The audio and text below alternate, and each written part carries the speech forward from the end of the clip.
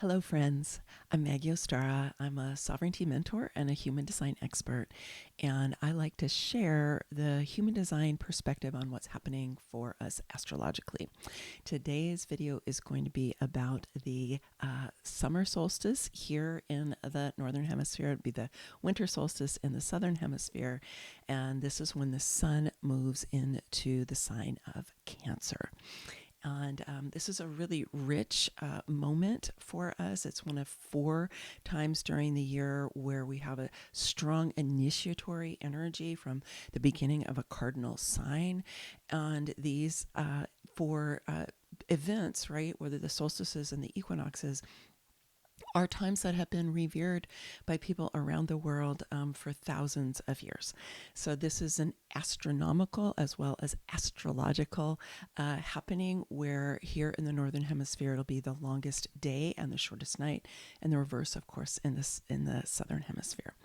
So there's a lot to talk about today. I hope you'll stay on till the end because it's really rich. There's many different layers, and a lot of it is actually quite exciting and very heartfelt, which is, of course, appropriate for Cancer. So let's go ahead and get started.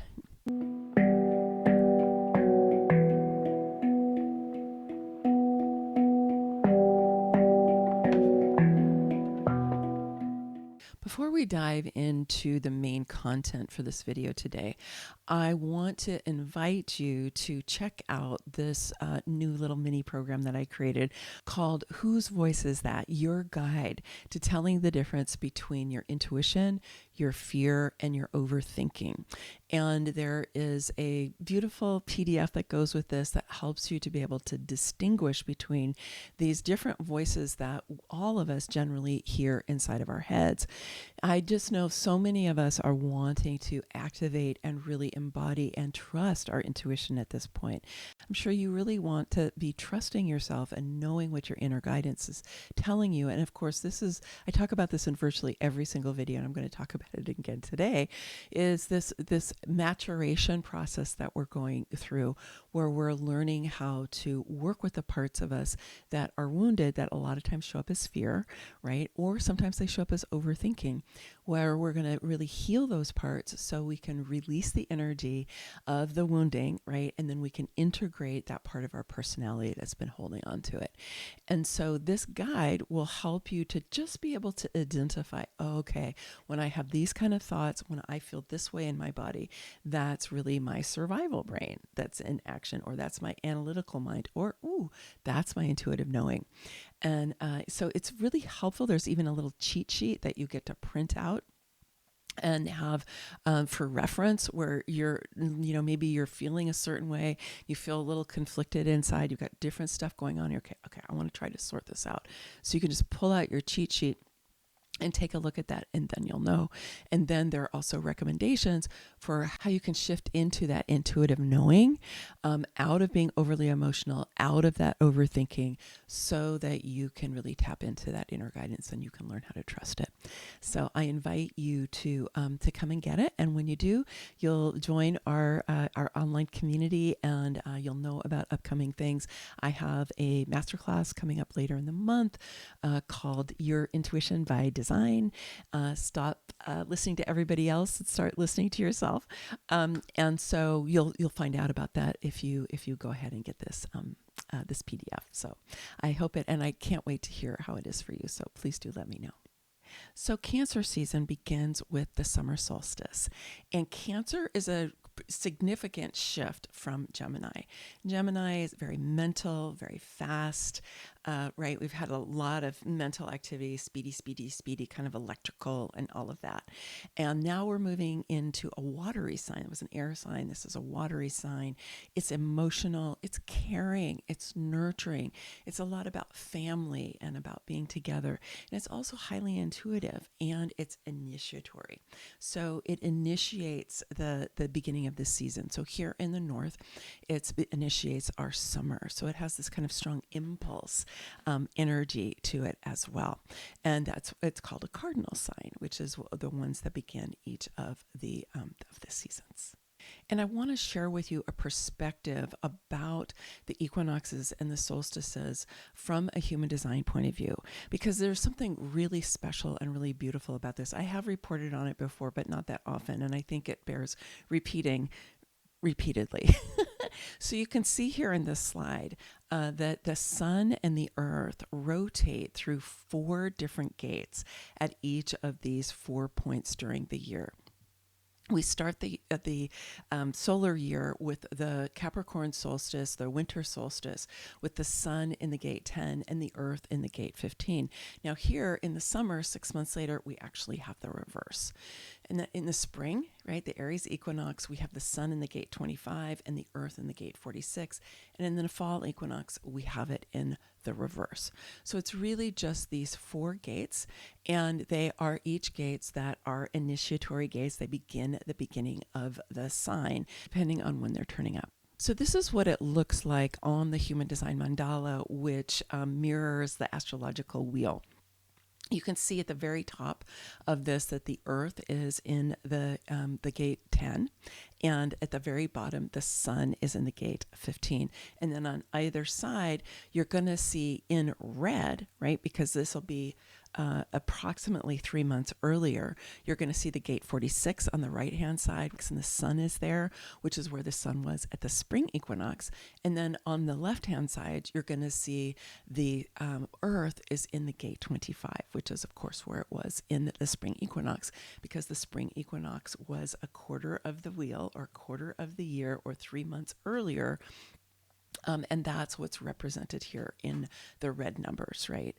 Just remembering that in human design, we have 2 snapshots.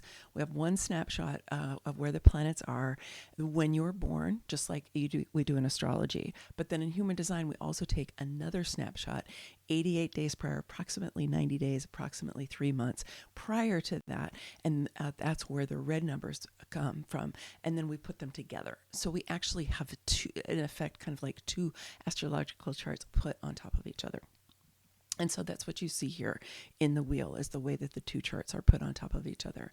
And this is known as the Incarnation cross, as the vessel of love. And these 4 gates together are known in the Incarnation cross as the vessel of love. It has been renamed the Incarnation cross of unity, which I think is also a beautiful way of describing what this is all about, because it's about unity consciousness, because it's based in love. But I also just like vessel of love because it feels good, right? And all of these different gates are on the G center, which when it is defined in your chart, and you can see it's defined in this chart, and we'll talk more about that in a little bit, it's yellow, right? So that's why all of the pie marks here are yellow, because it's showing that that center is colored in, that center is defined. And you can see how it actually forms across on the mandala. Now, in astrology, we know that squares and oppositions tend to be there tends to be a little bit of tension. I like to consider it creative tension. I know, Karen Curry Parker, I learned human design from, calls them conundrums, right? But I think of it as kind of this kind of tension that we need in order to grow, right? It's 2 different things that might not feel completely aligned. And then we need to find a way to have them dance together rather than having them come into conflict with each other. And so in astrology, there's a particular way of thinking about that is that what we have, where the sun and the earth are always going to be in opposition to each other, because they're always across the human design chart from each other, right? And then we can see with the other chart, which is from the red numbers, right, are in squares to what's happening here. So in effect, we've got the equinox is at a square to the solstice, and then the solstice is at a square to the next equinox, and so on. So it means there's this kind of creative tension there. When I was first learning astrology, and I learned that, for example, Saturn is square my sun. And I knew that one of the things I needed to do was to learn how to really dance with Saturn in order for me to be able to manifest the energy of my sun. And so that's something that I took on. It's actually served me really well in the course of my life. And what I want to say is it's not necessarily a negative, but it is something that we have to work, if you know what I mean. It's not necessarily an easy or obvious type of relationship. So this is something where you might feel a little uncomfortable in certain ways, but we need to learn how to work with it. But of course, we experience this all the time in human design because we're constantly looking at how the sun and the earth are moving through the mandala, and they're always opposite each other.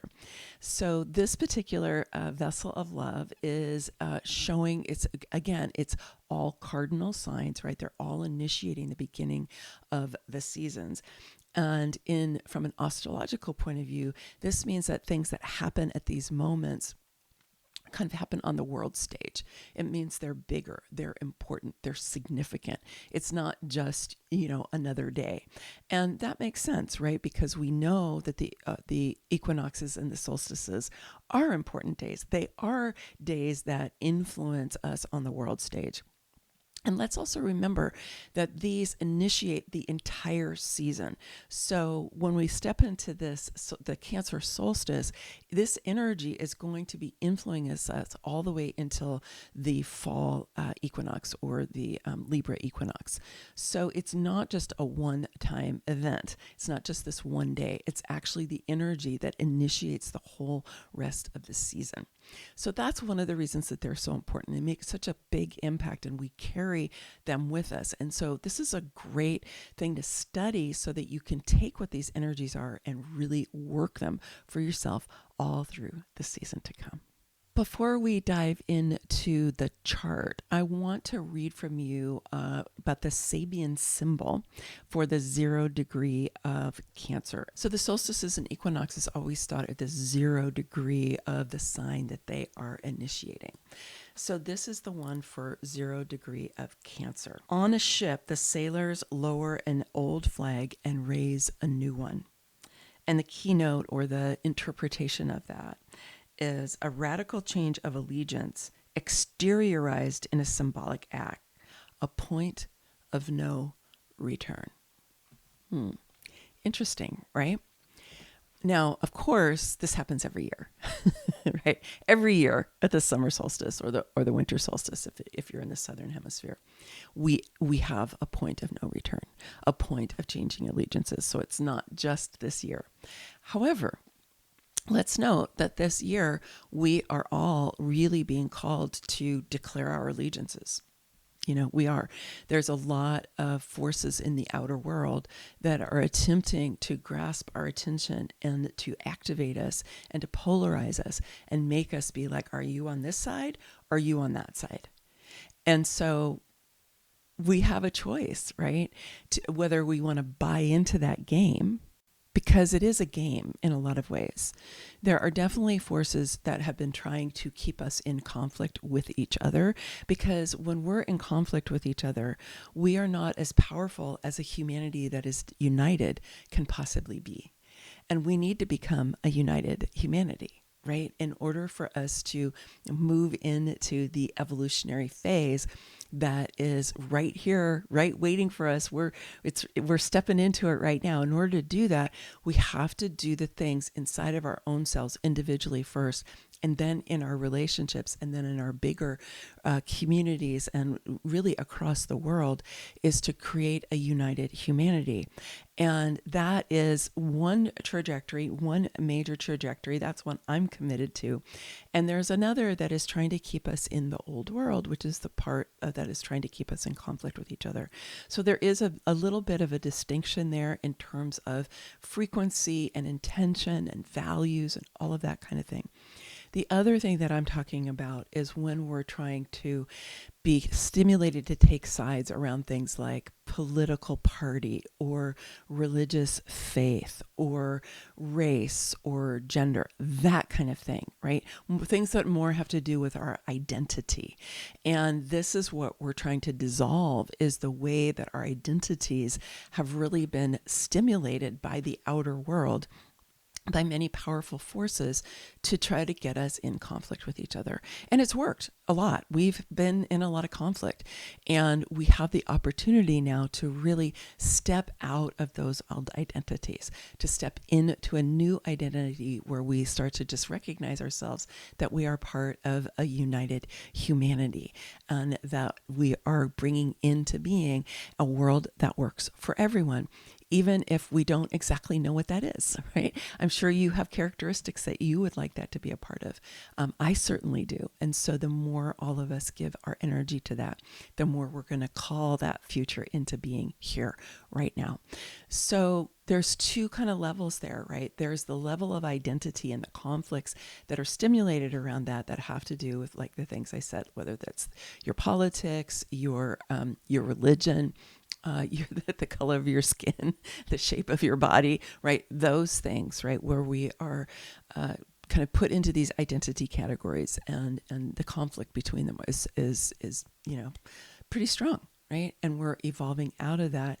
And that unity consciousness, right, which is what's shown by this vessel of love, which is what we're stepping into here strongly with this summer solstice again, right, is inviting us to step out of that kind of conflict, to have a point of no return where we refuse to give our energy to those kind of conflicts that end up in war. So here's the chart for the moment of the solstice, and you can see it's on the upcoming Saturday night, really super early Sunday morning here on the Pacific coast. You can see where that is for you depending on where you are in the world. And the sun is in the gate 15, which is known as the love of humanity or compassion. And that sun is resting on the earth in the gate 10, which is known as as self-love, love of self or self-love. And whenever we look at where the sun and the earth are, what we say is you need to be stabilized, strong, stable, clear in the awakened expression of whatever the earth is lighting up in order for your sun to fully manifest and shine out into the world. So in this case, we would say we need to have our self-love fully established, really strongly stable inside of us, in order for us to truly love each other, love humanity, and have compassion, right? And compassion is one of the highest frequency. It's really a soul quality. We call it an emotion, and it does have an emotional quality to it, but it's really a soul quality, right? It's a very elevated energy, like generosity, like love. And so this is a beautiful thing to enter into when we come into this next season. And it makes sense, of course, with Cancer, because Cancer is about nurturing and caring, right? About family, and families of frequency as well as families of origin, chosen families. And so it's a really a great time for us to be kind of just juicing up our ability to have compassion for each other. Because right now, so much energy is coming from the galactic center that is stimulating our sun, and then our earth is also activating and bringing out more energy from inside. So we have all these earthquakes and all these volcanoes going on. It's very, very dynamic in the outer world. And this is incredibly beneficial for us in the long term, because those energies are stimulating us to really bring the wounded parts of us, the parts that have been stuck in trauma imprints, to the surface, so we can witness them and love them and allow them to be released, the parts that need to be released, the trauma part, and then the part that's left gets reintegrated into the higher self. And so many of us are being stimulated in really deep ways. Me too. And it's important for us to really learn how to work with all of that energy that's coming in, so that we do not become super reactive. And sometimes we do. And this is why we need compassion, why compassion is so incredibly important. Compassion for yourself first, but compassion for each other, because sometimes people fly off the handle, or people are irritated, or people are really sad, or they're really confused, or they're really overwhelmed, because there's a lot of energy stirring inside of all of us. And if you've had a history of really pushing down your emotions, pushing down things that you don't know how to process, or things that you don't want to work with, that's all getting shaken up right now, and it's coming up to the surface. And so this is our opportunity to really step into our spiritual growth at a whole nother level. This is something I'm going to be talking about a lot during the course of the rest of the month and into next month, really for a while, because our focus on our own spiritual growth, our ability to meet the challenges that arise from inside of us that sometimes show up from people in the outside, right, stimulated in us, but then it's there for our evolution, our growth, our healing, when we can meet that place inside of us and let it to grow, let it to heal, and let it to reintegrate.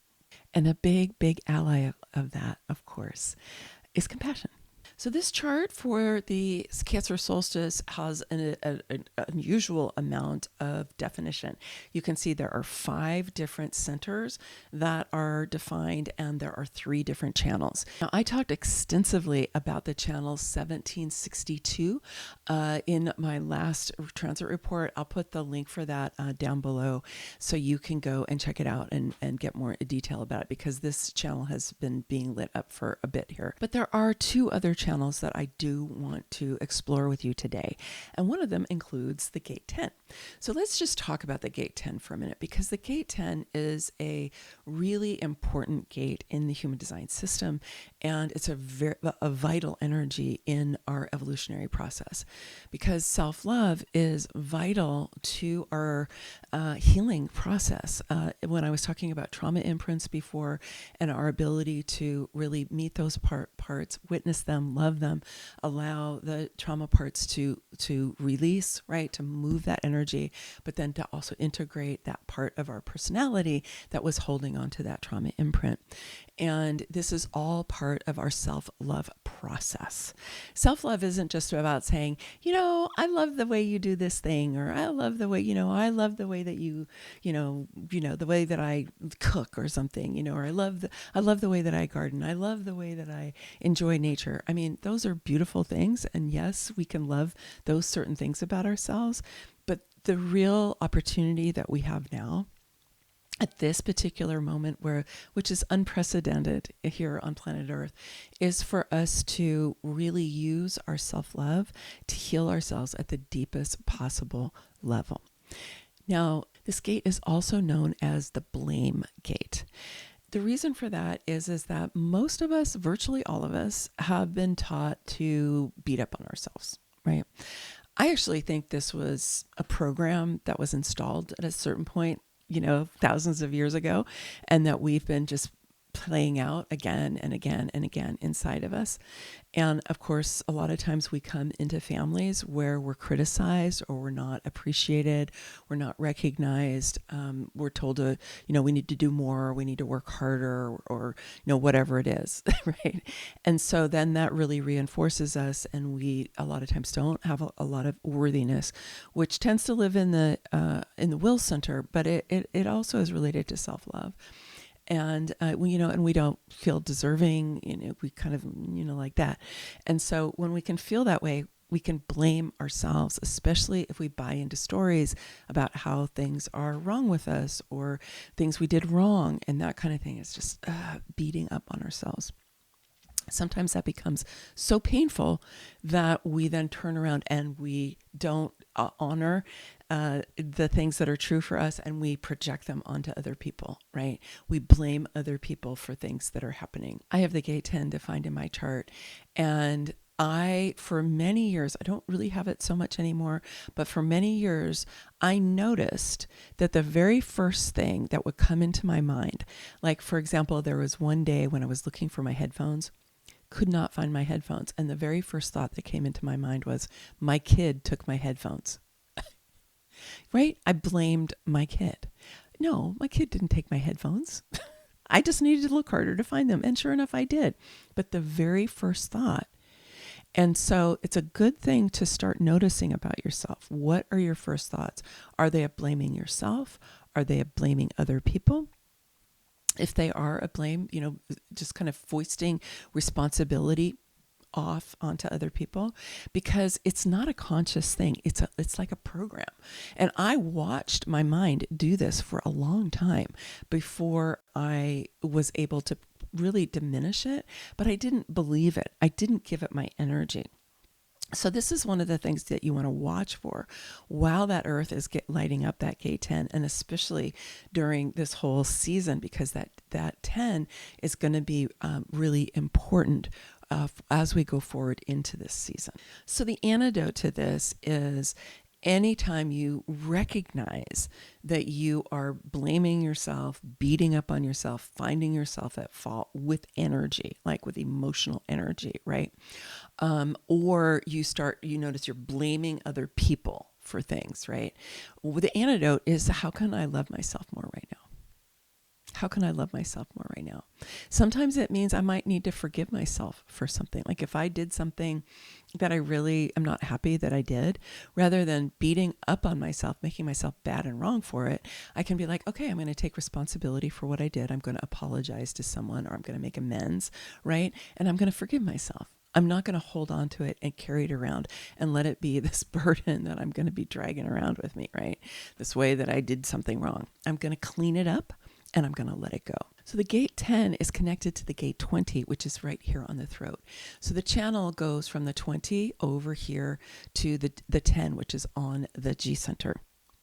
And so this is about giving expression to that gate 10, about the self. And so it can have a kind of, little tenderness or a little,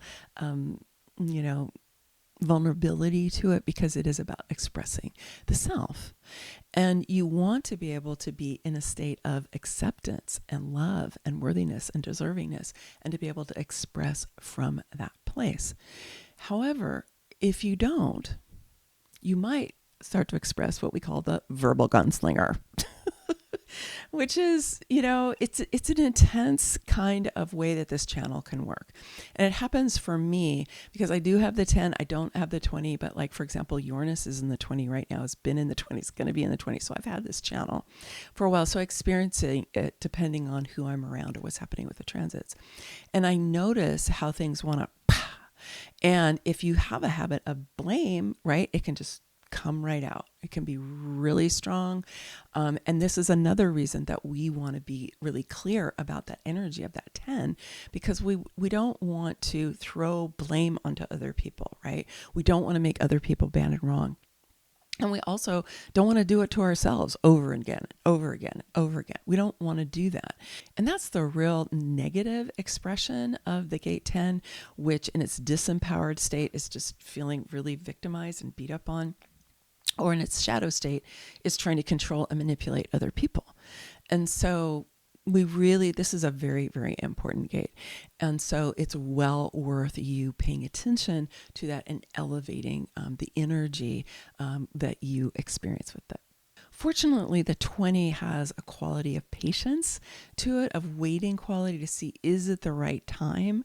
And so this is something you can tap into. If you notice you start to have some kind of expressions, you can be like, I'm going to wait for the right time. I'm going to be patient. I'm going to see if it's the right thing to do. Right. So you do have that in the 20, helps mitigate a little bit of that verbal gunslinger potentially. So this is a good time to be fostering that patience. And Uranus is lighting up that gate 20. And Uranus, of course, is the god of awakening, sudden change, freedom, right? It has to do with intuition, connected to the galactics. And so that's also what's happening there. And you might find that you have some powerful awakening energy. And this channel is called the channel of awakening. Or the channel of self-assurance in quantum human design, but in traditional human design, it's the channel of awakening. So it's interesting that Uranus is actually lighting up half of this channel during this time.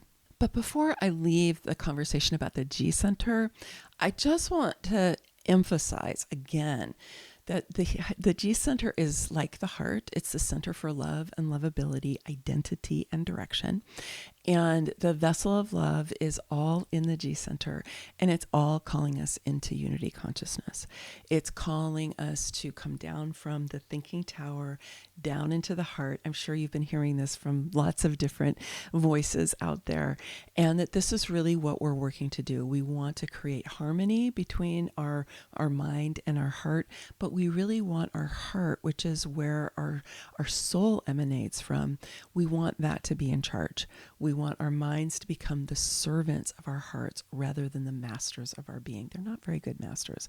They tend to be pretty negative and beat up on us. And they actually have much more limited faculties than the heart does. The heart has immense power, immense ability to help us to evolve. And so this is really worth the time to get to know all four of these gates, really, to be diving in and seeing how you're experiencing and expressing them in your own life. So the final aspect of the chart I want to talk about today is the other channel, which is the 59-6. And this is tribal circuitry. It connects the sacral center to the emotional solar plexus.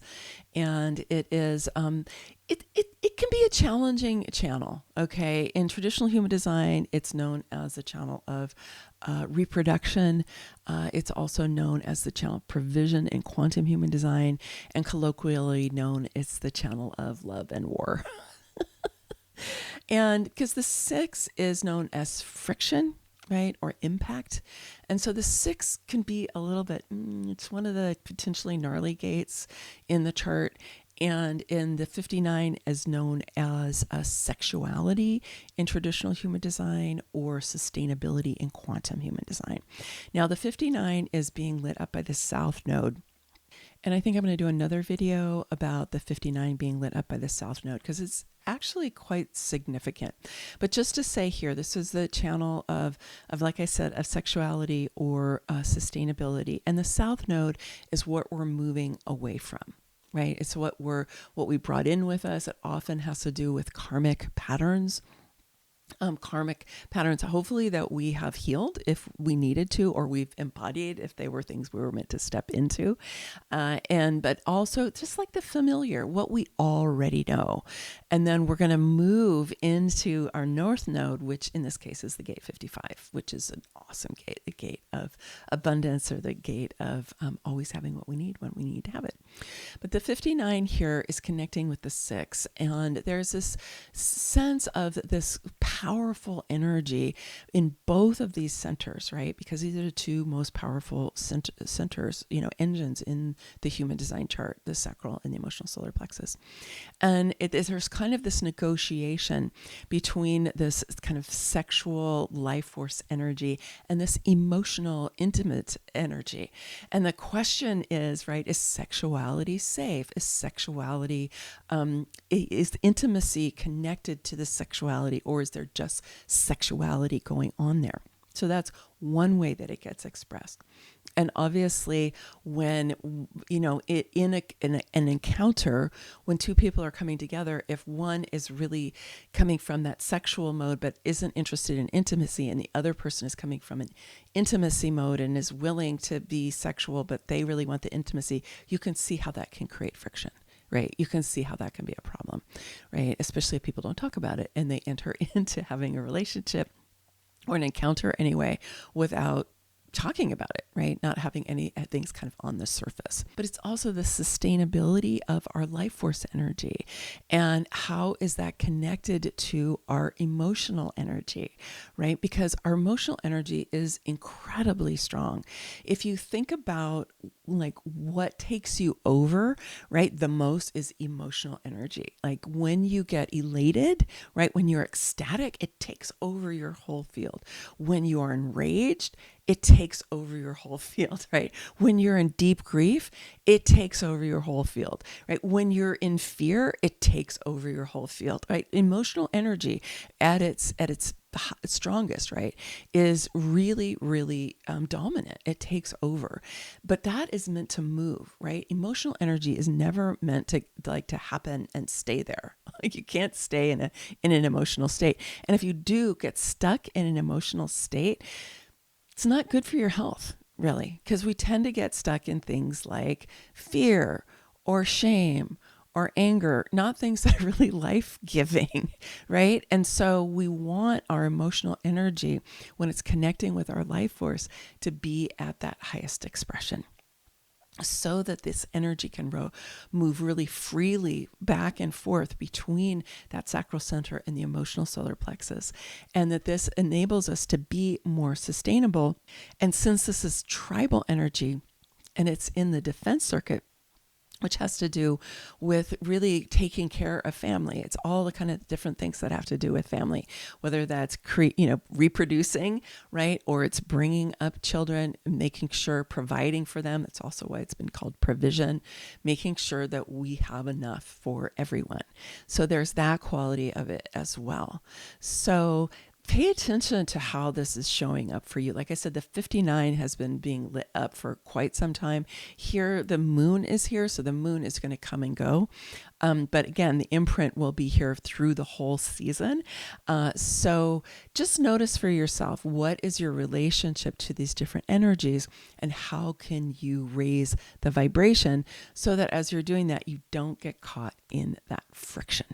A rich and complex summer solstice coming up. It's really going to be setting a beautiful tone for us when we know how to work with it. We want to watch out for the challenges where we might have, some of that creative tension happening, learning how to dance with each other, because after all, this is a big part of our evolutionary process, is learning to have the ability, the compassion, if you will, to learn how to dance with other people too, who have different opinions that we do, come from different backgrounds, who have different values. This is something we really need to learn how to do as we are coming into unity of humanity. We need to learn how to love and appreciate our diversity, rather than seeing it as something that we need to stamp out. And go ahead, whose voice is that? Your guide to telling the difference between your intuition, your fear, and your overthinking. Go ahead and download that. I'll put it right here at the end of the video, and there'll be a link down below, because that will help you with that process. When you have a better understanding of what's going on inside, it'll enable you to be more compassionate with yourself and with each other. All right, my friends, I hope you have a beautiful, beautiful summer solstice, that you are outside, that you are taking good care of yourself, that you're with friends, that you're celebrating nature. And if you're in the southern hemisphere, that you're around a fire and you're with good friends, and you're ushering in the return of light, because that's going to be true for you. All right, I will be back with another video very soon. Much love. Bye for now.